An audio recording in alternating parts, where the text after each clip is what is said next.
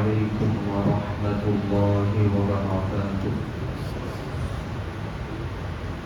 نحمده ونصلي على رسوله الكريم، أما بعد. قابل قدر محترم حضرات، معزز نوجوان ساتھیوں، آج کی اس ہفتہ واری درس حدیث میں انشاءاللہ طہارت، پاکی، وضو، اس کے متعلق احادیث بھی آئیں گی اور اس کے ضمن میں انشاءاللہ کچھ مسائل بھی آئیں گے۔ پہلی روایت جس کے راوی ہیں حضرت ابو ایوب انصاری رضی اللہ تعالیٰ عنہ، فرماتے ہیں قال رسول اللہ صلی اللہ علیہ وسلم، اللہ کے رسول صلی اللہ علیہ وسلم نے ارشاد فرمایا، اذا اتیتم الغائط، کہ جب تم بیت الخلاء جاؤ، فلا تستقبلوا القبلة ولا تستدبروها، تو قبلے کی طرف نہ چہرہ کرو اور نہ پیٹھ کرو۔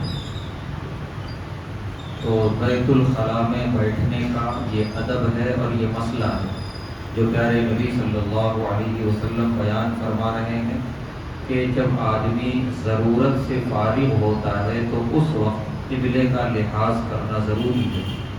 قبلہ ایک ایسی سمت، ایک ایسا رخ ہے جو مسلمانوں کے لیے قابل احترام ہے، لہذا اس طرف نہ چہرہ ہو نہ پیٹھ ہو۔ تو گھر میں بھی جب بیت الخلاء بنائیں گھر کی تعمیر میں تو اس کا خاص طور سے لحاظ رکھیں کہ بیت الخلاء کا رخ قبلے کی طرف نہ ہو۔ یہ اتنی پابندی پیارے نبی صلی اللہ علیہ وسلم نے لگائی ہے۔ باقی پورا گھر تعمیر کرنے میں اپنی مرضی ہے کہ گھر کے جو کمرے ہیں، جو باورچی خانہ ہے، وہ جہاں جیسے بنانا ہے ویسے بنائیں، شریعت کی طرف سے اس میں کوئی روک ٹوک نہیں۔ جیسے آج کل واسطوں کا مسئلہ چل رہا ہے، واسطوں کے اعتبار سے گھر کو دیکھتے ہیں، جیسے ہندو لوگ اپنے پنڈتوں کو دکھاتے ہیں کہ کمرہ کہاں ہونا چاہیے، باورچی خانہ کہاں ہونا چاہیے۔ اگر ان کے کہنے کے مطابق نہیں ہوا تو وہ کہتے ہیں کہ بلائیں آئیں گی، مصیبتیں آئیں گی، یہ گھر جو ہے راس نہیں آئے گا۔ یہ سب بیکار کی باتیں ہیں، اسلام میں اس کی بالکل اجازت نہیں ہے۔ ہر جگہ متبرک ہے، ہر جگہ بہتر ہے، بس رہنے والا آدمی صحیح ہونا چاہیے۔ تو باقی پورا گھر بنانے میں آزادی ہے، اسلام کی طرف سے کوئی روک ٹوک نہیں ہے، بلکہ اسلام تو یہ کہتا ہے، حدیث پاک میں ہے، پیارے نبی صلی اللہ علیہ وسلم نے ارشاد فرمایا کہ جب گھر بناؤ اور گھر میں کھڑکیاں لگاؤ، ہر آدمی کھڑکی لگاتا ہے، فرمایا کہ اتنی نیت کر لو کہ اس کھڑکی سے اذان کی بھی آواز آئے گی، تو تمہارا کھڑکی بنانا عبادت ہو گیا۔ ہر آدمی بناتا ہے کھڑکیاں، نیت ہوتی ہے ہوا آئے گی، تھوڑا سا نیت کر لے اذان کی آواز آئے گی، میں مسجد جاؤں گا، وہ عبادت کے درجے میں آ جائے گا۔ تو اتنا پیارے نبی صلی اللہ علیہ وسلم نے گھر وغیرہ کی تعمیر میں اجازت فرما دی۔ بس یہ ہے کہ قبلے کی طرف رخ نہ ہو بیت الخلاء کا۔ یہ کیوں ہے؟ پیارے نبی صلی اللہ علیہ وسلم نے کیوں پابندی لگائی؟ کعبۃ اللہ اور قبلے کے احترام میں اور اس کی تعظیم میں۔ قرآن کریم سورہ حج میں اللہ تبارک و تعالیٰ نے ارشاد فرمایا، وَمَن يُعَظِّمْ شَعَائِرَ اللَّهِ، کہ جو اللہ کے شعائر کی تعظیم کرتے ہیں۔ شعائر مانے اللہ کی نشانیاں، جو چیزیں ہیں، جیسے کعبۃ اللہ ہے، صفا مروہ ہے، اسی طریقے سے قربانی کے جانور ہیں، یہ سب اللہ کے شعائر میں سے ہیں۔ تو اللہ نے فرمایا جو اللہ کے شعائر کی تعظیم کرے گا فَإِنَّهَا مِن تَقْوَى الْقُلُوبِ، تو یہ اس کے دل کے تقوی کی دلیل ہے۔ آدمی جتنا متقی اور اللہ سے ڈرنے والا ہوگا، اللہ کے شعائر کی اتنی تعظیم کرے گا۔ تو یہ آیت ہے اور یہ حدیث پاک ہے، ان دونوں کو سامنے رکھ کر علماء نے یہ مسئلہ بھی بیان کر دیا کہ کعبۃ اللہ کی طرف رخ کر کے پیر بھی نہ کیا جائے، سوتے ہوئے میں خاص طور سے، کہ ادھر رخ کر کے جو ہے پیر کا سو رہے ہیں۔ بہت سارے بھائی ہمارے ہیں جو اس پر اعتراض کرتے ہیں کہ پیر کعبۃ اللہ کی طرف کرنے میں کیا حرج ہے، اور جب ہم جاتے ہیں عرب حج و عمرے کے لیے تو ہم دیکھتے ہیں بعض بھائیوں کو کس ملک سے ان کا تعلق ہے نہیں معلوم، کہ سیدھے کعبۃ اللہ کی طرف پیر کر کے بیٹھے رہتے ہیں بہت آرام سے۔ جب انہیں کہا جائے تو کہتے ہیں کوئی بات نہیں ہے، اس میں کوئی حرج کی بات نہیں، جبکہ حرج کی بات کیوں نہیں ہے؟ اللہ تعالیٰ نے جو آیت نازل فرمائی، شعائر اللہ کی تعظیم کی، وہ آیت اللہ نے وہاں نازل فرمائی ہے جہاں اللہ نے قربانی کے جانوروں کا ذکر کیا سورہ حج کے اندر، اور فرمایا قربانی کے جانور اللہ کے شعائر ہیں، اور جو اللہ کے شعائر کی تعظیم کرے گا یہ اس کے تقوی کی دلیل ہوگی۔ تو جب قربانی کے جانور کی تعظیم کا حکم اللہ دے رہے ہیں تو کعبۃ اللہ کا مقام تو اس سے بلند ہے، قبلے کا مقام تو بہرحال اس سے بلند ہے۔ اس لیے اس کی تعظیم کے بارے میں علماء نے لکھا ہے کہ جتنا تعظیم کریں گے کعبۃ اللہ کی، صرف کعبۃ اللہ ہی کی نہیں، اللہ کے تمام شعائر کی، اتنا زیادہ یہ آدمی کے دل میں تقویٰ پیدا کرے گا۔ قرآن کریم ہے، یہ اللہ کے شعائر میں سے بہت بڑا شعار ہے، یہ زندہ معجزہ ہے اس دنیا میں، پیارے نبی صلی اللہ علیہ وسلم پر جو نازل ہوا۔ تو اس قرآن کریم کی جتنی تعظیم کی جائے کم ہے، اسی لیے قرآن کریم کو باوضو پکڑنا ہے، ادب کے ساتھ پکڑنا ہے، اسے اٹھا کر لے جا رہے ہیں تو سینے سے لگا کے لے جانا ہے۔ لیکن جدید دور میں اسکول وغیرہ میں جو کتابیں اٹھاتے ہیں، بکس اٹھاتے ہیں بچے، تو وہی طریقہ سیکھ رہے ہیں، یوں لٹکا کے قرآن کو لے کے جاتے، ادھر سے ادھر، ادھر سے ادھر لے کے آتے۔ یہ تعظیم نہیں ہے، یہ بے ادبی ہے قرآن کریم کی۔ یہ عام اور جو کتابیں ہیں، جو بکس ہیں اسکول وغیرہ کی، یہ اس جیسی کتاب نہیں ہے قرآن کریم، یہ اللہ کا شعار ہے۔ اس کی جتنی تعظیم کریں گے اتنا دل میں تقویٰ پیدا ہوگا۔ تو یہ وقت آ گیا کہ ہم اپنی نسلوں کو اللہ کے شعائر کی تعظیم بتائیں، ورنہ حد یہ ہو گئی کہ کعبۃ اللہ کی طرف پیر پھیلا کے بیٹھے ہوئے ہیں، اسی طرح سو رہے ہیں، اور قرآن کریم کے ساتھ ایسا معاملہ ہے جیسے عام کتابیں، بلکہ اسلام تو کہتا ہے عام کتابیں بھی اگر اس سے علم حاصل کر رہے ہو اس کا ادب کرو، اس کا احترام کرو، علم تب جا کے دل کے اندر آتا ہے۔ قرآن کریم تو بہت بڑی کتاب ہے، زمین و آسمان میں اتنی بڑی کتاب کوئی ہے ہی نہیں۔ تو اپنی نسلوں کو ہم سکھائیں کہ کیسے اس کی تعظیم ہوتی ہے، کیسے اس کا ادب ہوتا ہے۔ قرآن کریم اگر رکھا ہوا ہے سامنے تو کس طرح باادب بیٹھا جائے، اس کے بعد اس کو پڑھا جائے، یہ ساری چیزیں ہمیں اپنے نسلوں کو سکھانے کی ضرورت ہے۔ یہ زمانہ ایسا چل رہا ہے۔ اسی طریقے سے ماں باپ بہت قابل احترام شخصیت ہے۔ ماں باپ کے سامنے جب بات کی جائے تو آواز کتنی اونچی ہونی چاہیے؟ ماں باپ سے زائد اونچی آواز ہونی نہیں چاہیے۔ بلکہ ایسا بھی ہو سکتا ہے کہ ماں باپ نے کوئی ایسی بات کہہ دی جو غلط ہے، ابھی ہو سکتا ہے کچھ غلط انہوں نے کہہ دیا، تو اگر ان کو بتانا بھی ہے کہ آپ غلط فہمی کا شکار ہیں تو ادب سے بتانا ہے، آواز نیچی کر کے بتانا ہے۔ قرآن میں ان کے بارے میں کہا لا تقل لہما اف، اف بھی نہ کہو۔ لیکن آج کل دیکھا جاتا ہے کہ اولادیں جو ماڈرن قسم کی ہیں، ماں باپ کے ساتھ ایسا انداز ہے ان کا کہ جیسے عام دوستوں کے ساتھ ہوتا ہے، بلکہ اس سے بھی زیادہ۔ ایسے بھی نوجوان دیکھے گئے ماں باپ کے سامنے سگریٹ نوشی کر رہے ہیں بیٹھ کے، اور یورپ سے کما کے آئے ہوئے ہیں، یورپ کا ماحول دیکھ کے آئے ہوئے ہیں۔ یہ بالکل کوئی ادب ہے نہ احترام ہے۔ باپ سامنے بیٹھا ہے، بیٹا بھی کرسی پر یوں باپ کی طرف پیر پھیلا کے بیٹھا ہوا ہے، کوئی ادب نہیں ہے، کوئی احترام نہیں ہے، ماں کا کوئی ادب نہیں ہے، جبکہ یہ بہت بڑی شخصیت ہے۔ اللہ اور رسول کے بعد سب سے زیادہ جس کی اطاعت کا حکم ہے تو وہ ماں باپ ہے۔ تو یہ وقت ایسا چل رہا ہے کہ نہ تعظیم ہے، نہ عزت ہے، نہ احترام ہے، نہ ماں باپ کا، نہ قبلے کا، نہ قرآن کریم کا، نہ کسی اور دینی چیز کا۔ تو یہ سب دل کے اندر سے تقوی کو ختم کرنے والے طریقے ہیں۔ اللہ نے بہت بہترین اصول بیان کیا، دل میں تقوی چاہتے ہو، اللہ کا ڈر چاہتے ہو، ان قابل احترام چیزوں کا اور مقامات کا احترام کرو۔ تو پیارے نبی صلی اللہ علیہ وسلم نے اسی کے پیش نظر فرمایا کہ جب گھر کی تعمیر کرو تو قبلے کا احترام یہ ہے کہ تم اس میں بیت الخلاء قبلے کے رخ پہ نہ بناؤ، اس طرح بناؤ کہ جب ضرورت کے لیے بیٹھے ہو تو نہ تمہارا چہرہ ہو قبلے کی طرف، نہ تمہاری پیٹھ ہو قبلے کی طرف۔ اس کے بعد کی روایت جس کے راوی ہیں حضرت انس بن مالک رضی اللہ تعالی عنہ، فرماتے ہیں کان رسول اللہ صلی اللہ علیہ وسلم اذا دخل الخلاء، اللہ کے رسول صلی اللہ علیہ وسلم جب بیت الخلاء میں داخل ہوتے، یقول تو یہ دعا پڑھتے تھے، اللہم انی اعوذ بک من الخبث والخبائث، جس کا ترجمہ یہ ہے کہ اے اللہ میں آپ کی پناہ چاہتا ہوں خبث اور خبائث۔ خبث کہتے ہیں گندگی، اور وہ مقام گندگی کا ہے، اور خبائث کہتے ہیں گندی مخلوق، جنات وغیرہ، شیاطین وغیرہ۔ دوسری حدیث پیارے نبی صلی اللہ علیہ وسلم نے ارشاد فرمایا جس مقام پر انسان اپنی ضرورت فارغ ہونے کے لیے چاہتا ہے، گندی جگہیں، یہ خبیث جنات کی آنے جانے کی جگہ ہوتی ہے، وہاں خبیث جنات آتے اور جاتے ہیں، پیارے نبی صلی اللہ علیہ وسلم کا یہ فرمان ہے۔ اسی لیے ماضی میں چاہے وہ کتنا بھی جاہلیت کا دور رہا ہوگا، اتنا وہ لوگ خیال کرتے تھے کہ یہ خبیث مخلوق کی جگہ ذرا گھر سے دور رہے، چنانچہ بیت الخلاء وغیرہ گھر سے ہٹ کے بنائے جاتے تھے پیارے نبی صلی اللہ علیہ وسلم کی زندگی میں آپ یا آپ کے کسی صحابہ کے گھر میں ثابت نہیں ہے کہ بیت الخلا خاص طور سے بڑی ضرورت سے فارغ ہونے والا بیت الخلا کسی کے گھر میں تھا. دور ہوتا تھا، آبادیوں سے دور وہاں جاتے تھے، وہاں سے فارغ ہو کے آتے تھے، کیونکہ وہ گندی جگہ، ایک تو گندگی ہے، دوسرا گندی مخلوقات وہاں آتی جاتی ہیں، گھر میں اس کا ہونا بہتر نہیں. پھر زمانہ آگے بڑھا، آبادیاں بڑی، تنگیاں ہوئیں، تو پھر یہ ہوا کہ گھر ہی میں ہو لیکن کونے میں ہو. تو بالکل جو کمرے اور جو باورچی خانہ ہوتا تھا اس سے ہٹ کے کونے میں بیت الخلا ہوتا تھا. اسی طریقے سے وہاں جا کے ضرورت سے فارغ ہوتے تھے اور گندگی اور گندی مخلوق سے بہرحال پھر بھی دور رہتے تھے. لیکن زمانے نے اتنی ترقی کر لی کہ وہ آگے بڑھتے بڑھتے اٹیچ باتھ روم بالکل کمرے میں آ گیا. تو ایک جملہ ہے، کوئی حدیث نہیں ہے، کہ کہنے والوں نے کہا ہے کہ پہلے ہوتا یہ تھا کہ گھر میں کھاتے تھے اور ضرورت سے فارغ ہونے جاتے تھے دور، کھاتے تھے گھر میں اور فارغ ہوتے تھے دور، گندگی جو ہے وہ دور کہیں جو ہے خارج کر کے آتے تھے. یہ زمانہ ایسا چل رہا ہے، کھائیں گے دور، کبھی ہوٹلوں میں، کبھی شادی خانوں میں، اور گندگی خارج کرنے گھر میں، وہ بھی اسی کمرے میں جس کمرے میں سو رہے ہیں. اب یہ مجبوریاں کیا ہیں، کیوں تنگی آ گئی زمینوں کی، یہ سب اپنی جگہ ہے.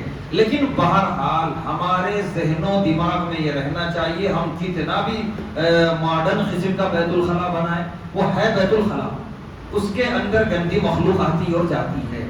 ایسا نہیں کہ ہم نے عمدہ قسم کے ٹائلز لگا لی، آج کل لگانے والے اے سی بھی لگا رہے ہیں بیت الخلا میں، تو کتنا بھی کچھ بھی لگا لیں وہ ہے بیت الخلا، وہ آتی ہے وہاں گندی مخلوق. کسی مجبوری میں اگر ہم نے اس کو اپنے کمرے ہی میں بنوا لیا ہے، اب ہر حال میں خود بھی اور اپنے بچوں کو بھی بتائیں کہ داخل ہونے سے پہلے یہ دعا پڑھنا نہ بھولیں، اللہم انی اعوذ بک من الخبث والخبائث. جو یہ دعا پڑھ لیتا ہے، پیارے نبی صلی اللہ علیہ وسلم نے ارشاد فرمایا کہ اس کے درمیان اور گندی مخلوق کے درمیان ایک دیوار کی طرح یہ دعا حائل ہو جاتی ہے.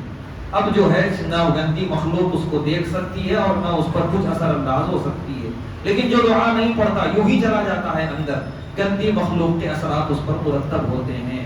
جیسے کہ جگہ جگہ جو ہے دکانیں کھلی ہوئی ہیں مرشدوں کی اور باباؤں کی، یہ پریشانی ہے، وہ پریشانی ہے، یہ دوا کھا لیے، وہ دوا کھا لیے، کچھ بھی اثر نہیں ہو رہا. اب جو ہے یہاں سے ایک نیا سلسلہ شروع، پیسے لوٹنے کا. تو یہ سب اسی وجہ سے ہو رہا ہے کہ اگر اپنے آپ کو پاک صاف رکھیں، باوضو رکھیں، بیت الخلا میں جاتے ہوئے دعائیں پڑھ کے جائیں، کوئی گندی مخلوق کا اثر نہیں ہوگا اور الحمدللہ بالکل مطمئن زندگی گزرے گی.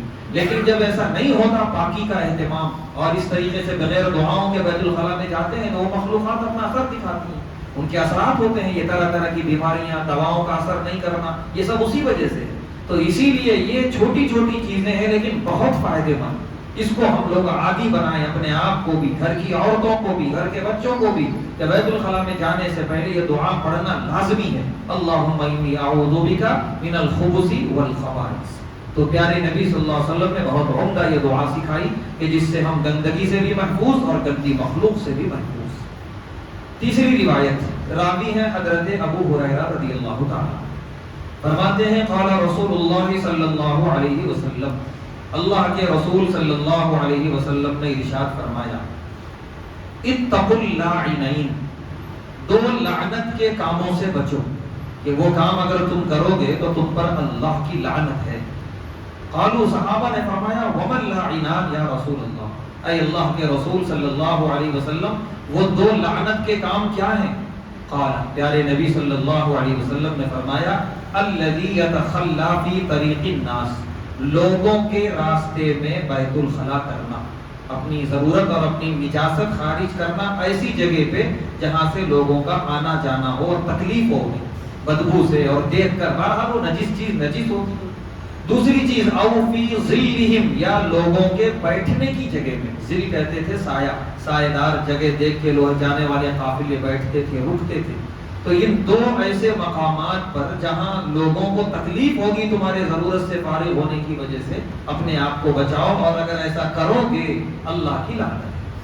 علماء محدثین لکھتے ہیں کہ اس زمانے میں باقاعدہ بیت الخلا اس طرح بنے ہوئے نہیں ہوتے تھے، مسجدوں میں، گھروں میں جیسے ہوتے ہیں. لوگ جنگلوں میں اور جو ہے سو صحراؤں میں جاتے تھے فارغ ہونے کے لیے، تو اس حساب سے پیارے نبی صلی اللہ علیہ وسلم نے منع فرمایا. آج کے زمانے میں بیت الخلا ہی میں جاتے ہیں، بیت الخلا میں جا کر بیت الخلا اس طرح استعمال کر کے آنا کہ آپ کے بعد دوسرا چاہے تو اسے تکلیف ہو، یہ وہی کام ہے. بالکل پیارے نبی صلی اللہ علیہ وسلم نے فرمایا کہ وہاں گزرنے والے کو تکلیف ہوگی اور یہاں پر پھر دوسرا شخص وہاں جائے اس کو تکلیف ہو رہی ہے. تکلیف دونوں جگہ ہے, جہاں تکلیف وہاں لعنت. تو محدثین نے بڑی اچھی بات لکھی کہ آپ نے بیت الخلا ہی استعمال کیا, نہ تو راستے میں بیت الخلا آپ نے کیا, نہ کسی سایہ دار جگہ میں بیت الخلا ہی میں گئے, لیکن اس طرح استعمال کر کے آئے کہ جب دوسرا جا رہا ہے تو آپ کے غلط استعمال سے اس کو تکلیف ہو رہی ہے کہ نہ صفائی کا خیال ہے اور نہ جو ہے صحیح آداب کا خیال ہے. بالکل اس طرح ہے کہ دوسرا آدمی جائے اور جو ہے اس کو گھٹن محسوس ہو, انتہائی تکلیف ہو اور نہ جائے, واپس آ جائے, قدم واپس لا لے. یہ بھی لعنت والی چیز ہے, اس کا بھی خیال کرنا بے حد ضروری ہے. عام طور پہ ہو سکتا ہے کہ ہم گھروں میں صحیح بیت الخلا استعمال کرتے ہوں, لیکن دیکھا گیا مساجد کے اندر کہ خاص طور سے بعض کو تو اللہ بھلا کرے, اللہ ہدایت دے, آتے ہیں مسجد صرف بیت الخلا کے لیے, بعض سارے کے سارے نہیں. جیسی ہی مسجد کھلی سیدھے بیت الخلا میں گئے, بیت الخلا استعمال کیا, سیدھے باہر, جبکہ اذان ہوئی ہے, نماز کے لیے مسجد کھلی ہے, کوئی مطلب نہیں اذان اور نماز کا. مسجد اللہ کا گھر عبادت کے لیے ہے, بیت الخلا سے فارغ ہونے کے لیے نہیں ہے. آسانی کے لیے بنائے جا رہے ہیں یہ وضو اور بیت الخلا.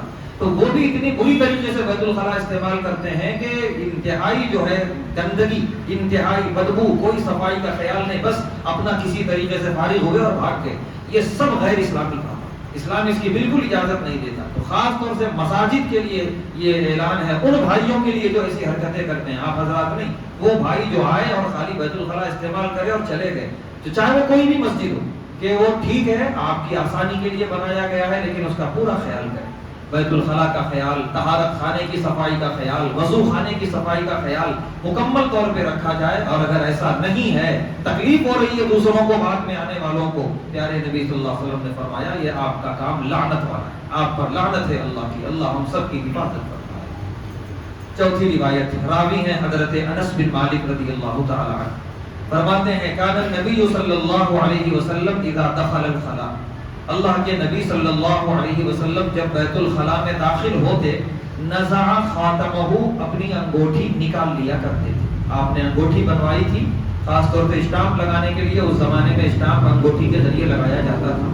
صلح حدیبیہ کے بعد آپ نے خط لکھنا شروع کیا بڑے بڑے بادشاہوں کے نام, اسلامی دعوت دیتے ہوئے. تو صحابہ نے فرمایا یہ جو عجم کے بادشاہ ہیں یہ ان کو چاہیے اسٹامپ, تب جا کے یہ خط قبول کرتے ہیں, ورنہ نہیں. تو پیارے نبی صلی اللہ علیہ وسلم نے چاندی کی انگوٹھی بنوائی, اس پہ لکھا ہوا تھا محمد رسول اللہ صلی اللہ علیہ وسلم, اس کا اسٹامپ آپ لگاتے تھے. تو خاص طور پہ اس موقع پر آپ پہنتے تھے.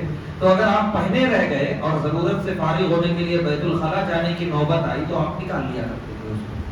تو یہ اس سے ایک مسئلہ آپ نے بتا دیا کہ وہ چیزیں جو دینی چیزیں ہیں, لکھی ہوئی صاف طور پہ نظر آ رہی ہیں, ان کو جو ہے لے کر بیت الخلاء میں نہ جایا جائے, اس کو باہر رکھ دیا جائے.